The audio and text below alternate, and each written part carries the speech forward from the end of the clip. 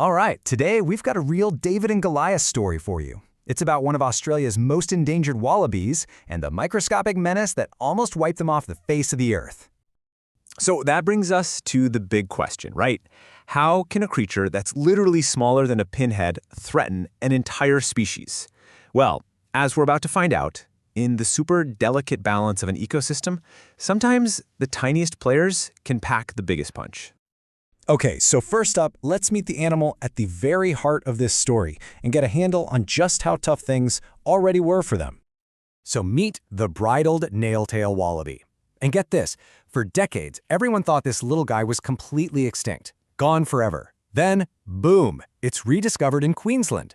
Ever since that shocking moment, it's been a desperate race against time to save them. And believe me, it has been an uphill battle. I mean, this species was already getting hit from every direction. Their habitat was disappearing, they were competing with sheep for food, getting hunted by foxes, and if that wasn't enough, you throw in droughts and bushfires. We're talking about an animal already pushed to the absolute brink. So, just when you think things can't possibly get any worse, they do. A brand new, mysterious disease starts to creep in. This was during the summer of 2003-2004, and it was a threat that nobody, absolutely nobody, saw coming. You know, the first red flags came from wildlife carers. They started making calls really concerned. They were watching these wallabies in a breeding program, and they just knew something was off. The animals were weak, they were losing weight, totally lethargic. It was clear something was very, very wrong. And when they got a closer look, the physical signs were just awful. These poor wallabies had these thick, crusty lesions on their skin, especially around their ears and under their legs. Their fur was all matted, they were losing patches of hair, the skin was red, swollen. You could just tell it was incredibly painful and just completely draining them. Okay, so the clock is ticking. For these sick animals, it's literally a matter of life and death. So a team of scientists jumps into action, launching a full-on investigation to figure out what is going on. And they went about it like proper detectives. Step 1, humanely capture the wallabies to get a really good look. Step 2, collect the evidence, skin scrapings from those lesions, tiny tissue samples, and then step 3, get all of that back to the lab and straight onto the microscope. And this is where the whole mystery starts to break wide open.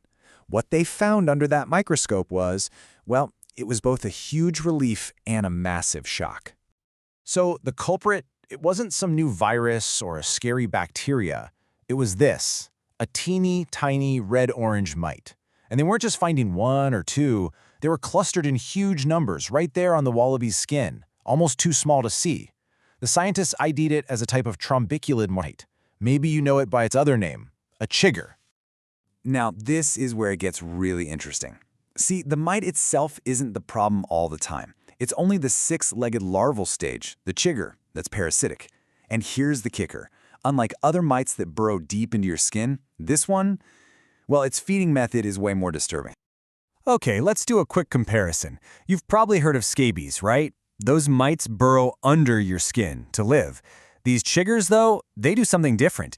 They latch right onto the surface, and then they inject these powerful enzymes that, well, they literally dissolve the skin cells. They're basically creating a little tissue smoothie that they can just slurp right up. Pretty grim, right? And this explains everything. All those horrible crusty sores, that wasn't actually damage from the mites. It was the wallaby's own body going into overdrive to fight them. The immune system was just flooding the area with defensive cells, which caused this massive, intense inflammation. So it's that immune overreaction that created the painful, crusty skin. So, okay, mystery solved. They found the culprit. But what does this all mean for the bigger picture, for conservation as a whole? Well, first, let's start with the good news, because the immediate story actually has a happy ending. As soon as they knew what they were dealing with, they could treat it. The sick wallabies got some antiparasitic medicine, it cleared up the infection, and they bounced right back to good health. I mean, that's a huge win for everyone involved. But it really makes you think, doesn't it? This was a close call, but it was in a controlled breeding program. So what does this tell us about all the hidden dangers that could be lurking out there in the wild?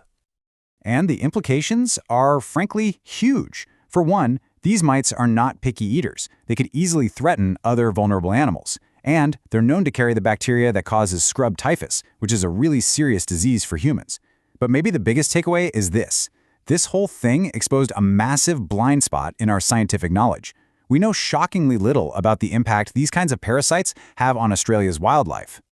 And that really leaves us with a final, critical question. In conservation, we tend to focus on the big stuff, the things we can see, like habitat loss and predators.